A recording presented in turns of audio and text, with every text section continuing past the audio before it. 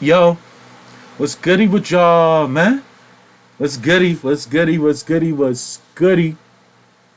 Yo, this is Reef'Lik, And this is Leaky Leak. and this is Reef'Lik Anime Horror Gang. What's good with y'all? Got another video. Today we're going to be reacting to Mr.BALLEN. Yo, shout out to Mr.BALLEN, man. Mr.BALLEN's the GOAT with this YouTube, man. Yo, shout out to him, man. We love his stories, and we love everything about his channel. So go subscribe to Mr.BALLEN, y'all. So please like, comment, subscribe, and join our big happy family. Yes, y'all. Join the family over here, y'all. We're Supreme Kais over here. We're losers over here. The world needs us, y'all, and it'll be very appreciative if you come and subscribe on our channel. We are all family over here at the end of the day. So once you join, we're family for life, y'all. And we love y'all so much, and we love to entertain y'all. So please subscribe to us so y'all can see more videos from us. And let's begin.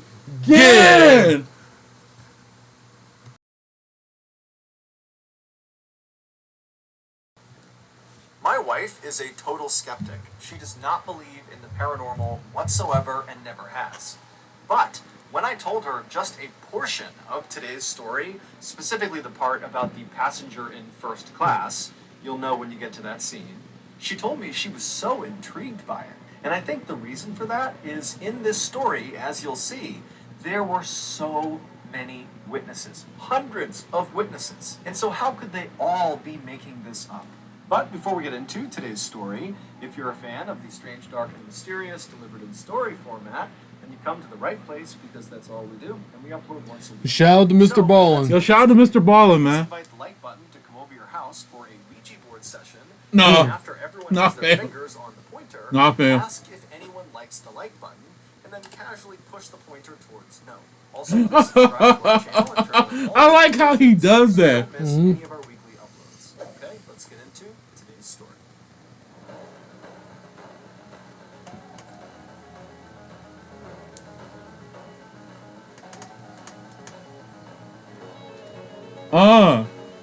Flight 401. Around 8:30 p.m. on December 29th, 1972, passengers inside of JFK International Airport in We wasn't New even York born yet. heard over the intercom that Eastern Airlines Flight 401 to Miami was now boarding. About 30 minutes later, all 176 passengers, which included the 13 crew members, had made it on board, and then at that point, the 13 crew members began making their final preparations for takeoff. Flight 401 was a very expensive and recently introduced model of plane by Eastern Airlines called the Lockheed L-1011 Okay. TriStar. And it was both unbelievably technologically advanced. I'm kinda low-key and scared to get on a plane, though. enormous. Same here. It sat up to 400 passengers, which meant instead of having 4 seats to a row like you would expect inside of a passenger jet, the L-1011s had 8 seats per row, and they had 2 levels. There was the main level, which was the main cabin where all the passengers were, and then there was a second level, a lower level, that was only accessible via 2 small elevators that could barely fit 1 person inside of them Wow. in the back of the aircraft. And down on this lower level was a full-size kitchen, which had ovens and refrigerators. Ooh, imagine the Also, at back bathroom. I know was that the joint's lounge small. area for flight staff. I The pilot couldn't. that night was Bob Loft, who was a strikingly handsome 55-year-old man with over 30,000 hours of flying experience. Wow. Which, for reference, is a ton of flying experience. Captain Bob was known as a perfectionist who exuded confidence and who was cool under pressure. After Bob had boarded the aircraft, he had made his way right into the cockpit, which is the very front of the plane where the pilots fly the plane, and he had sat down in the customary captain seat, which was the front left seat. And then after he had sat down, his 10 years younger first officer or co-pilot, a man named Bert Stockstill, had joined him in the cockpit and sat down in the customary co-pilot seat, which was directly to the right of Captain Bob. And so after the pilot and co-pilot were both seated, the remaining 2 members of that night's cockpit crew came into the cockpit.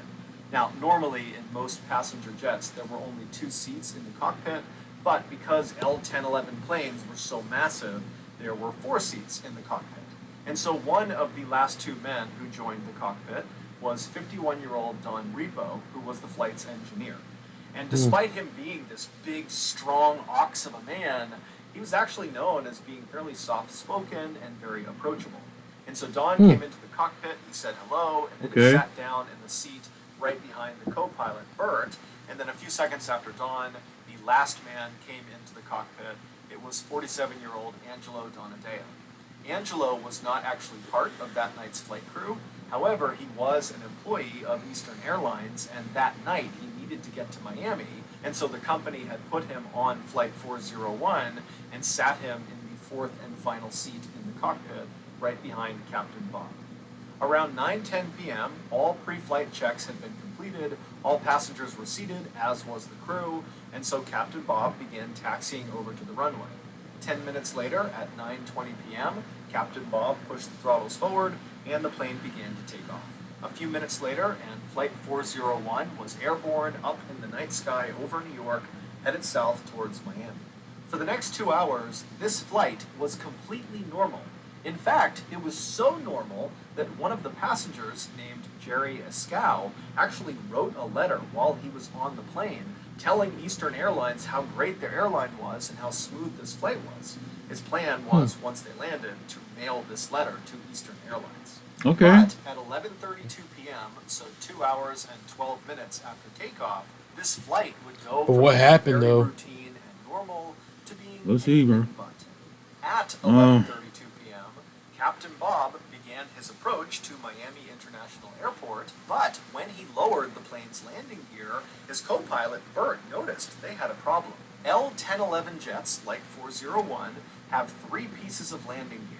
They have wheels that come down under the left wing, they have wheels that come down under the right wing, and they have wheels that pop out of the nose of the plane. And each of these pieces of landing gear has a corresponding little light bulb, a green light bulb, inside the cockpit that once that piece of landing gear comes down and locks in place and is ready to be landed on, its green light will go on inside of the cockpit. But when Captain Bob lowered their landing gear, his co-pilot, Bert, noticed only 2 of the lights came on. The one that did not light up was the nose landing gear. Oh, now, God. Captain Bob and the other men in the cockpit, when they saw this issue, they immediately assumed it had to be the light bulb itself that was faulty, not the actual nose landing gear, because this plane was brand new. It had been checked before they left. But still the checked, though, you likelihood know? of the nose landing Better safe gear than being sorry. faulty was incredibly slim.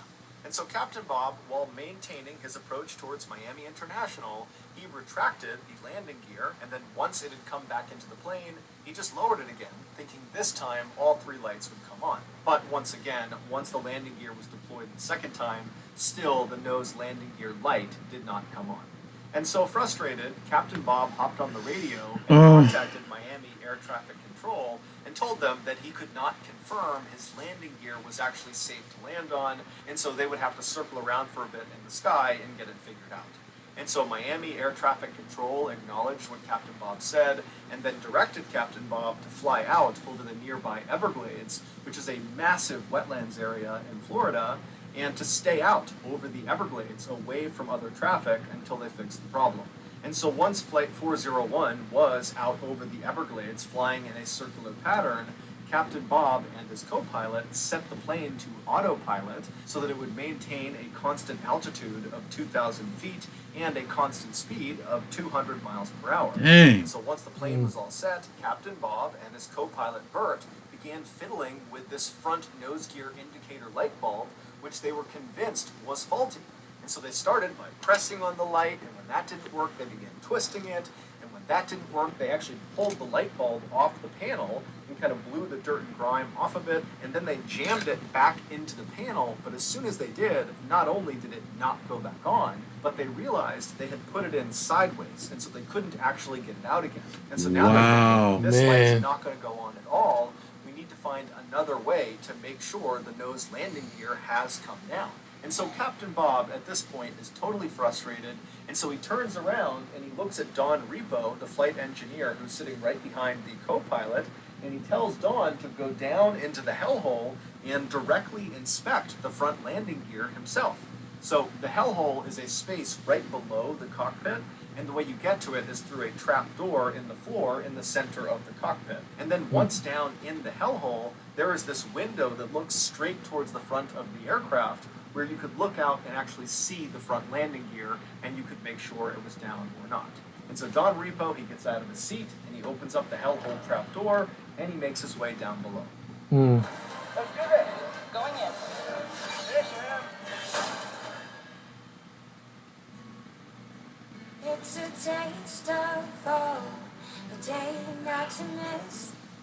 Meanwhile, 2,000 feet below Flight 401, a 43-year-old man named Robert Marquise, along with a friend of his, were looking for frogs in the Everglades, riding around on Robert's airboat. An airboat is a flat-bottomed boat with this huge fan on the back of it that propels it forward. It's popular in the Everglades because the water depth is so shallow. At points in the Everglades, the water's only a couple of inches deep. And so all around these two guys, it is totally pitch black out. There are no buildings or people for miles and miles and miles. Their only light source is Robert's headlamp. And so at some point, Wow, Robert it was turns that off the dark? boat. So they were He in and a his friend are just in standing pitch in the black middle of darkness. it, scanning around Man. on either side, and all of Y'all, that is my biggest fear. Like, just being in the middle of the ocean and it's pitch black. You can't see anything Nothing. No, and you got a flashlight? No. Only a flashlight? on your head, though. Nope. Nope. You ain't gonna never see me on the water. Nope. around them, Nope. you hear the sound of alligators growling and snakes and frogs moving about the tall grass. And as they're just kind of silently looking around them, out of the corner of Robert's eye, he sees something. So he looks up right as he sees this huge orange and yellow flash that kind of came out of the ground roughly 5 miles away from where they were. And What? basically, as soon as Robert saw it, this flash dissipated and it was just totally gone. And so he turned to his friend who had not seen this flash, and Robert said, "Hey, let's go investigate. Let's see what that was." And so Robert fired up his boat again, and he began flying. I'm not checking across that the out. Everglades, I'm not straight checking in that the out. direction of where he saw this flash. And after 15 minutes of cruising at 40 miles per hour across this dark expanse, they reached the area where this flash had been, and Robert and his friend, they just could not believe what they were looking at. About 20 minutes earlier, back up inside of Flight 401, when Captain Bob turned around in his seat to tell the flight engineer, Don Repo, to go down into the hellhole, it's believed that Captain Bob nudged the steering wheel with his leg. Oh. Enough to disengage the plane's autopilot, which sent the plane into a gradual descent. But nobody. Oh Oh. my God, Totally man. pitch black outside. The Everglades below them, there's no lights, there's nothing, and there was no moon that night. And so when they're looking out the window, there would have been no visual cues that they were going down, up, or anything. Yo. Void outside. And two, the descent they were now suddenly in was so gradual, it would not have felt like they were tumbling out of the sky. It would have felt like they were just cruising as expected. Wow. All of the men in the cockpit were completely fixated on this light bulb problem. In fact, they Man. were so fixated that when an alarm went off inside of the cockpit, telling them they had dipped below their intended altitude of 2,000 feet, they were now going down, nobody noticed. Although, to their credit, this alarm only sounded once, and it wasn't that loud. And so not long after Don Repo had gone down into the hellhole, the Wow. plane crashed into the Everglades. No one Man- on board oh, Flight man. 401, from the cockpit crew to the passengers to the other flight staff, had any idea they were in an emergency. Dude, that's until they horrifying hit right the there, That man. is when they sad. found the plane exploded, and that was what Robert Marquis saw when he looked up and saw that yellow and orange flash. And so Robert and his friend, they speed over to the crash site, and when they get there, they are the first ones there. And even though they're looking out and they can hear the sound of all these people screaming and crying and moaning, they can't see anything because the fire from this huge explosion was already out because the swampy wetlands had pretty much immediately extinguished it. And even though the plane had crashed into the ground at over 200 miles per hour, it had not struck the ground at a very steep angle because basically the plane was in this gradual descent pattern and just kind of coasted until it hit the ground.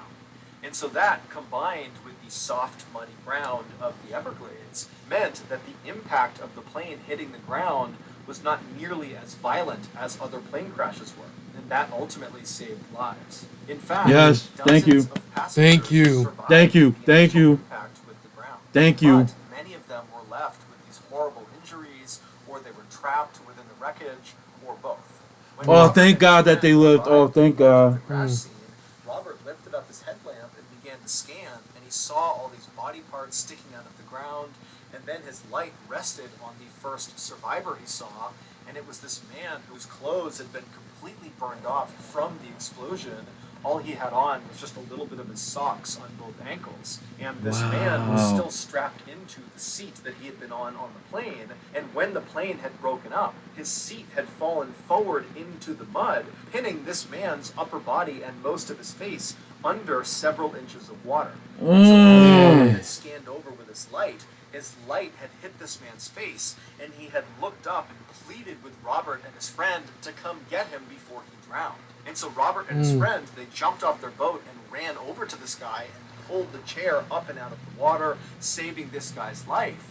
But as soon as he was up and out of the water, Robert and his friend began hearing more calls from other people in the darkness screaming for help. Robert and his friend would do their absolute best to save as many people as they possibly could, but there was just too many people who needed saving and not enough time. About 30 minutes after Robert and his friend had arrived at the scene, the Coast Guard showed up in helicopters, and they, along with Robert and his friend, would spend the entire night pulling as many people to safety as they possibly could. By the time the sun came up on the following day, there were no other survivors left to save. All told, 99 people perished and 77 survived. Amongst the dead were Captain Bob Loft and his co-pilot Bob Stockstill, and their flight engineer Don Repo, who had gone down into the hellhole. Amongst the survivors was Angelo Donadeo, the fourth man in the cockpit, as well as Jerry Ascal, the man who ironically had written that letter to Eastern Airlines saying how wonderful that flight had been. A major investigation following the crash would confirm that the reason Flight 401 went down was because of a number of factors, most notably human error. The investigation would also confirm that the nose landing gear was working perfectly fine. The light bulb not coming on was a result of the light bulb being burned out. Following the investigation, Eastern Airlines would make every effort to compensate both the survivors of the crash and also families of those who were killed in the crash. Eastern Airlines would also make major changes to their training for their pilots and co-pilots and anybody that was ever going to be in the cockpit to ensure this type of disaster never happened again. But this was not the end of the story for Flight 401. Wow. Wow. I was recently eating lunch. That's with a friend of crazy, though, mine right and there, was man. when he Man. asked me, John, what is your biggest dream? Please, who had first-hand experience with this terrifying air working non-stop on your coal-powered computer, calm and 16. Back to the story. Wow. For almost 3 years after the crash, hundreds of Eastern Airline employees began to experience a terrifying phenomenon. Now, at first, many of these employees were going to their superiors and reporting what happened to them. But very early on, Eastern Airlines made it clear that they didn't want anybody to talk about this. Anytime an employee made one of these reports about this phenomenon, they were either sent to the psychiatrist or they were just fired. However, despite this intense pressure from Eastern Airlines to their employees to be quiet about what was going on inside of their ranks, there were still some very brave employees who had first-hand experience with this terrifying phenomenon who still what came happened? forward and told their stories to What the press happened? and to journalists. Yeah. They just did it anonymously. And so I'm going to tell you 2 of the most chilling accounts from those employees. Keep in mind, the names used in these stories have all been changed. Okay. Not alone. In March of 1973, so 3 3 months after Flight 401 had crashed in the Everglades, an Eastern Airlines flight attendant named Ginny was assigned to a flight from New York to Fort Lauderdale, Florida. Working with her on this flight was her very close friend and fellow flight attendant, a woman named Denise. Neither of these two women were on Flight 401 when it crashed. The plane these two women would be working on their flight to Florida was called number 318 by Eastern Airlines, and it was an L-1011, just like Flight 401 had been. In fact, plane number 318 actually had some original parts from Flight 401 on it. What? As it would turn out, after that huge investigation was done on the crash, the investigators discovered lots of parts from Flight 401 were still in pretty good shape. And so after rigorously testing them and ensuring they did really work, those parts were actually installed on other L-1011 jets in the Eastern Airline fleet. Really? Now, for the record, this was not considered an inappropriate thing to do. Really? These parts Really? were extremely expensive, and they worked perfectly fine, and they were not involved in causing That- Flight 401 to crash. Man. So no one batted an eye when Eastern Honestly, Airlines I wouldn't be parts trying to, man. I feel like I would not be using pieces from a plane that went down, because I feel like what if that was the cost of the plane going down? I'm not taking nothing from that plane. Just get new pieces. Yeah. I understand people be trying to save money, but come on, y'all. There's certain points in your life that just go and spend that money just to get it. You know what I'm saying? Like, I know you're supposed to be cheap and saving your money is a good thing, but there's certain points in your life you gotta be thinking like, okay, I gotta spend this money to get this, because if I don't spend this money to get this, it's going to get worse and worse. Just spend that couple of dollars just to get the new thing, besides trying to keep something old that's going to mess up even more. You know what I'm saying? Yeah.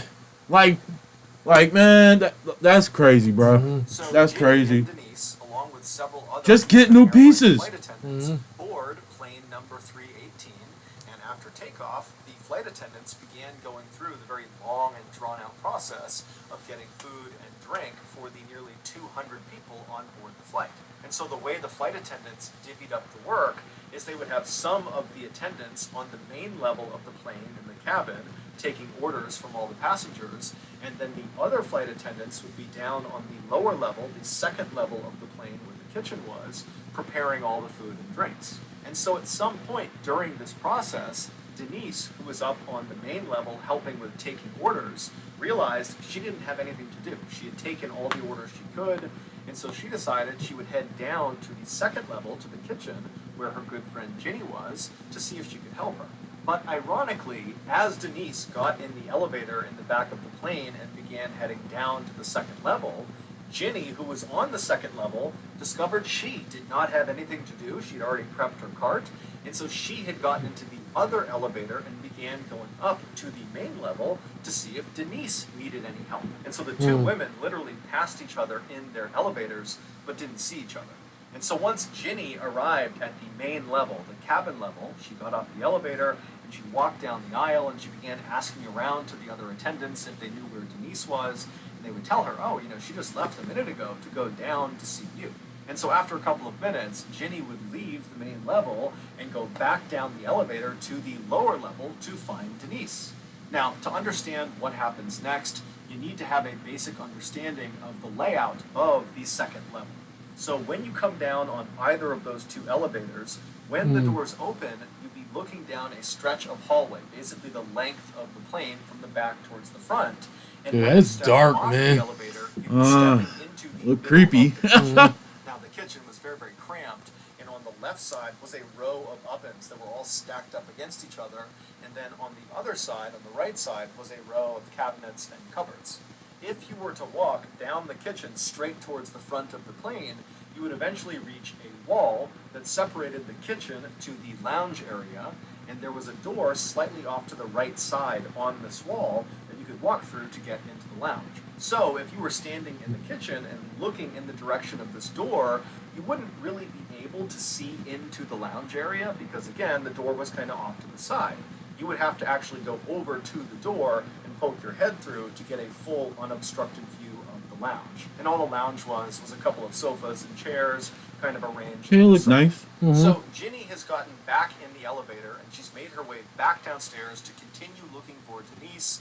She gets down to the lower level, the doors open up, and Sick of all the ads like this one? Just head to adskiller.com. Click on Activate Now. she looks out into the kitchen and Denise is not there. In fact, the kitchen is totally empty.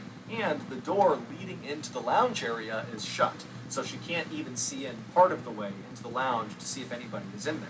But the second Ginny stepped off the elevator into the kitchen, she immediately had this powerful sense that Denise was definitely down there somewhere on the second level with her, probably in the lounge area that she couldn't see. And because Ginny felt so confident that Denise was down there, she actually didn't start by calling out for Denise or walking to the door, opening it up, and looking into the lounge to make sure Denise was there. Instead, Ginny just turned to the left and went to the ovens and began preparing food for the attendants upstairs. And as she's making these plates of food, Ginny would periodically look over at the closed door leading into the lounge, kind of expecting it to open up at any point and see Denise walk out. But after a couple of minutes, no one had opened the door from the lounge, and Ginny was thinking to herself, I'm making quite a bit of noise over here. If anybody was down here, wouldn't they come out of the lounge and just see who it was? And because Ginny, again, had this really intense feeling that she was not alone down there, she began to think, wait a minute, is Denise playing a practical joke on me? Is she hiding in the lounge? Or is she hiding in one of the cabinets on the right side here, and she's going to jump out and grab me? And so the second Ginny began thinking about that, she became really paranoid. And so as she's making this I food, would she's be pretty much too. constantly looking over at the door or kind of scanning behind her, waiting for Denise to launch out and scare her. But again, after several more minutes, Ginny didn't see anybody come out of the lounge, and none of the cabinet doors opened up. It was just her down there. However, the longer she stayed down there, the stronger that feeling got that someone was in the room with her. And so now she can't even make her food. She's completely turned around, just scanning all around the kitchen. Really, at this point, I'm not gonna lie, I'm that type of person too. Like, I just don't like that feeling being alone. Yeah, me neither. Like, if you know you're in a house by yourself and you still got that feeling that somebody's there with you, I don't like that feeling. Like, I gotta check. Yeah. She pushed it open, she poked her head in real quick, and there was no one in the lounge. But immediately, the second her head was in that room, that feeling that someone was down there with her spiked, and she got chills all over her body. And she That's ran scary. to the back of the lounge and looked behind all of the chairs and sofas, praying at this point that Denise was going to be down there. But after looking all over the back of the lounge, there was no one there. And so finally, Ginny turns around, and she's totally racked with fear. Because now she's on the very far end of the lounge. There's no one in the lounge. She knows there's no one in the kitchen. And here she is, still getting that sensation that she was not alone down there. But she has to go all the way back across the lounge, through that door, into the kitchen to get back to the elevator so she can escape. And so Ginny almost instinctively moved immediately to the left side of the lounge and put her back up against the wall to make sure no one could be behind her. And then she began slowly inching her way along the left wall towards the door that was now open that would lead back into the kitchen. And as she's slowly shimmying along, her view of the kitchen is getting bigger and bigger and bigger, and the whole time she's thinking, I'm going to see someone in the kitchen because this sensation that someone is down here with me is not going away. But when she finally gets to the door and crosses into the kitchen, there's still no one there, and so she makes a run. Ooh, this getting me scared. Same here, man. Turning around, and she has that awful feeling that someone's right behind her, and then finally the car comes down, she hops inside the elevator, she shuts the doors, she hits the button, and she begins going back up. When the elevator cart got back to the main level and the doors opened again, Ginny almost knocked over the flight attendant that was standing right outside of it, a woman named Mildred. And after Mildred and Ginny kind of regained their balance, they both looked at each other, and Mildred could see very clearly that Ginny looked horrible. She was totally pale, she was sweating. And so Mildred said, Ginny, are you okay? What's going on? And Ginny would just say, I don't know. I can't tell you what's going on. I don't know. But Mildred, instead of asking follow-up questions, just said, Ginny, you need to come with me. And so Ginny would follow Mildred, who led them back around behind the elevators to the space in the back of the plane, kind of out of view of the passengers. And there, Ginny would find Denise. And Denise looked pale as a ghost. She was sweating and looked totally shaken up. It would turn out when Ginny left the lower level for the first time to come up to the main level to look for Denise, and then learned that Denise was not up there, that Denise had actually gone down to look for Ginny. In those few minutes that Ginny was up on the main level before she went back down again to continue looking for Denise, Denise was on the lower level. And Denise would say when she got off the elevator into the kitchen, there was no one down there, but immediately she believed Ginny had to be down there because of this strong sense that she was not alone down there. However, when she opened up the door to look into the lounge, she didn't see anyone, and it totally spooked her. She shut the door, she ran back to the elevators, and she went back upstairs. And as she was going up in her elevator car, who, once again, passed her in the other elevator car? Ginny. And so once again, Wow. the two women did not see each other. And so these two women, who had never experienced anything like this before in their lives, That's crazy. had nearly identical experiences, totally independent of each other, Wow. just a couple of minutes apart, Wow. in the exact same space. It was just too many coincidences for them to totally write it off. And so that was a big reason why they felt like they had to come forward with their information. First class. Today upstairs with the sink. Y'all get this in the yacht room? I listened to it on the app, no car required. Hey, did y'all hear my interview on Y2 Country? I Okay. used a lot of big words. Can we please not talk about Sirius XM for one meal? No matter what you're in the mood for, with the almond royal biscuit chicken lineup at Burger King. Want me some can't Burger go wrong. King. Classic. All right, let me stop thinking about food. That just got me hungry. 1 month later, plane number 318, the same plane that Ginny and Denise had had their frightening experiences on, was at Newark Liberty International Airport in New Jersey, undergoing pre-flight checks from its crew before its flight to Miami that morning. After most of the checks were done, the passengers were allowed to board the plane, and then after it seemed like most of the passengers had arrived and taken their seats, the senior flight attendant, whose name was Sis, began counting the people on board the plane to make sure they had everyone. And after counting up and down the rows, she realized their head count was off by one. They had one too many people. And so when Sis began recounting, she actually quickly identified the discrepancy. Sis was standing in first class in the aisle, and as she was counting down the left side of first class passengers, she noticed there was an Eastern Airlines captain seated in one of the seats. And so immediately Sis thought, oh, okay, I don't recognize this person, but since he's in uniform, he must be deadheading. Deadheading is a fairly common practice for airline employees where if they need to be on a particular flight but are not physically at the origin airport, they will just hop on another company flight that happens to be going to the airport they need to go to. And at least in the 1970s, it was not uncommon for employees not necessarily to tell the flight staff until they were literally on the plane, because these employees would just check the manifest, see if there were openings, and then climb on board. And so Sis assumed that was exactly what this man had done, and that was why he was unaccounted for, and it was why they had this extra person. And so she just needed to get his name to account for him. And so Sis turned and took a couple of steps until she was right in front of this guy, who was still just seated looking straight ahead, and Sis introduced herself and asked him if he was deadheading. But the captain just continued to stare straight ahead and didn't even seem to register that Sis was talking to him, despite the fact that Sis was right on top of him and speaking very, very clearly, and nobody else was talking. And so Sis, who was aware of the fact that this guy clearly should have heard her, just kind of waited for a second and then just asked again, hey, what's your name? I need to make sure that you are in fact deadheading. But again, this captain just sat there without moving and didn't remotely react to Sis. Now, by this point, another flight attendant named Diane had looked over and actually saw Sis having this strange interaction with this Eastern Airlines captain.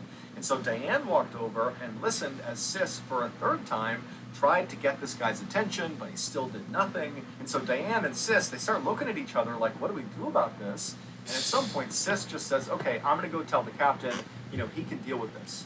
And so Diane stayed in the aisle next to this silent seated captain, while Sis turned and walked towards the cockpit, and she told the captain, whose name was George.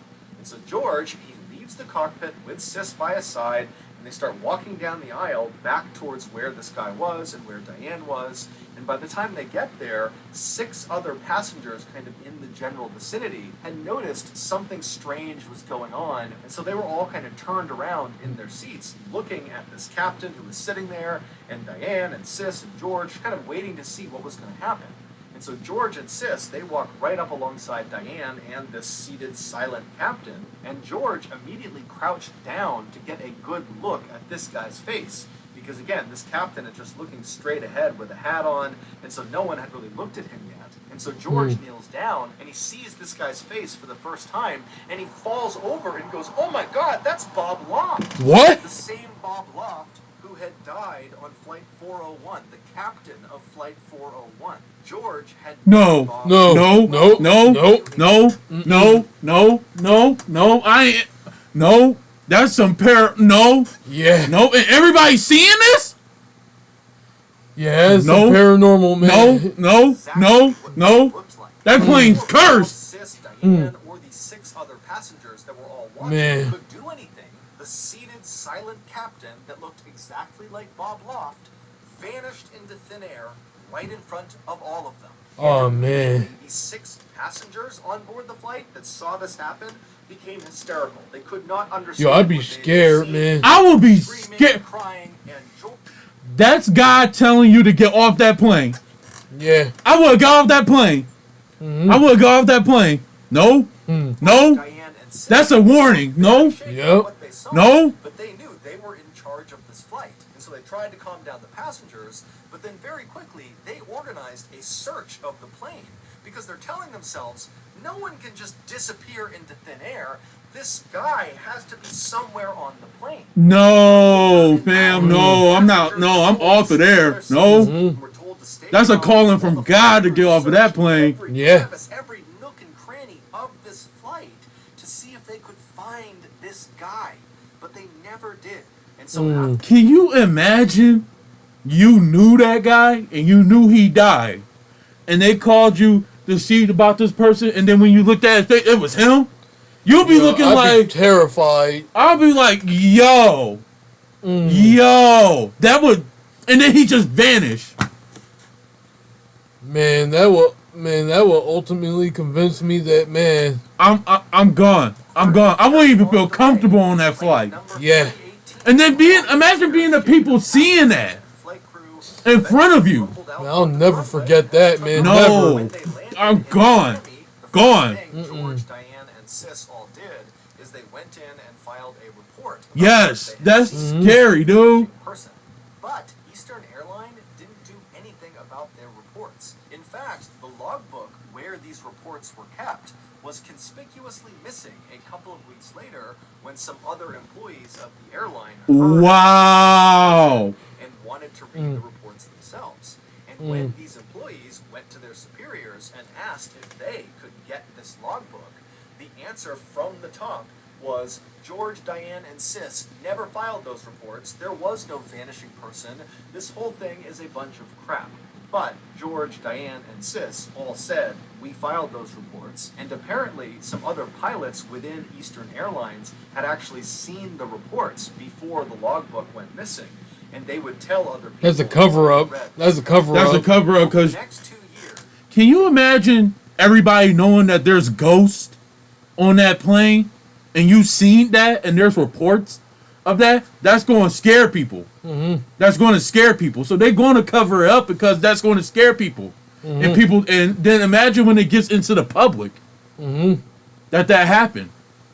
Yeah, nobody wouldn't want to fly on that joint again. Nobody don't want to go to that airport. Nobody don't want to go to it because they're scared. there would Man, if I seen that, I'm not getting on that plane. No, I'm off of that joint. No, place on other No. planes within Eastern Airlines fleet. Nah, However, the nah, events fam. only occurred on L-10 you crazy if you think I'm staying on that plane. No, from the crashed Flight 401.